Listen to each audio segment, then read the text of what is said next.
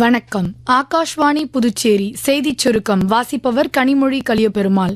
குடியரசு துணைத் தலைவர் திரு சி.பி. ராதாகிருஷ்ணன் ஆபரேஷன் சிந்தூர் நடவடிக்கையின் ஓராண்டு நிறைவை ஒட்டி பாரதத்தின் அமைதி, ஒற்றுமை மற்றும் இறையாண்மையை குலைக்க முயன்ற பயங்கரவாத சக்திகள் மற்றும் பயங்கரவாதத்தை ஆதரிக்கும் நாடுகளுக்கு இந்தியா அளித்த மிகச்சிறந்த பதிலடியாக ஆபரேஷன் சிந்தூர் அமைந்ததாக தமது சமூக ஊடக பதிவில் தெரிவித்துள்ளார். வியட்நாம் அதிபர் திரு டோ லாம் இன்று மும்பையில் உள்ள தேசிய பங்குச் சந்தைக்கு வருகை தந்தார்.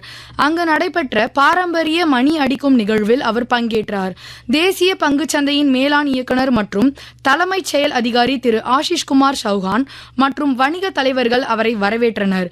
விவசாயிகள் மற்றும் ஏற்றுமதியாளர்கள் எதிர்கொள்ளும் அனைத்து பிரச்சினைகளையும் தீர்க்க அரசு உறுதியாக உள்ளது என்று மத்திய வேளாண் மற்றும் விவசாயிகள் நலத்துறை அமைச்சர் திரு சிவராஜ் சிங் சௌஹான் கூறியுள்ளார்.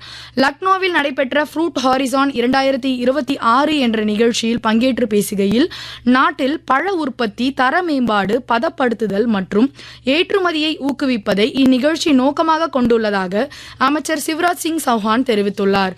மத்திய சுகாதார மற்றும் குடும்ப நல அமைச்சகம் தாய் சேய் நல சேவைகளை வலுப்படுத்துவதற்காக ஜனனி என்ற புதிய டிஜிட்டல் தளத்தை தொடங்கியுள்ளது.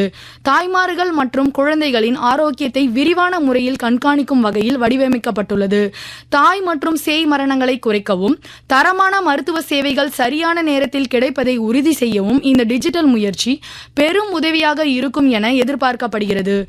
தமிழக அரசியல் களத்தில் ஏற்பட்டுள்ள பரபரப்பான சூழலில் தமிழக வெற்றி கழகத்தின் தலைவர் திரு ஜோசப் விஜய் இன்று இரண்டாவது முறையாக ஆளுநர் திரு விஸ்வநாத் அர்லேக்கரை சந்தித்து பேசினார். ஆளுநர் விடுத்த அழைப்பின் பேரில் இந்த சந்திப்பு நடைபெற்றது. சிறிய கட்சிகளின் நிலைப்பாடு மற்றும் ஆளுநரின் அடுத்த கட்ட நடவடிக்கை ஆகியவை தமிழக அரசியலில் பெரும் எதிர்பார்ப்பை ஏற்படுத்தியுள்ளன. புதுச்சேரி முதலமைச்சர் திரு என் ரங்கசாமி 15வது சட்டப்பேரவையின் முதலமைச்சர் பதவியை இன்று ராஜினாமா செய்தார். அதற்கான பதவி விலகல் கடிதத்தை மாண்புமிகு துணைநிலை ஆளுநர் திரு கே கைலாஷ்நாதன் அவர்களிடம் இன்று ஒப்படைத்தார். இத்துடன் இந்த செய்திச் சுருக்கம் நிறைவு பெறுகிறது.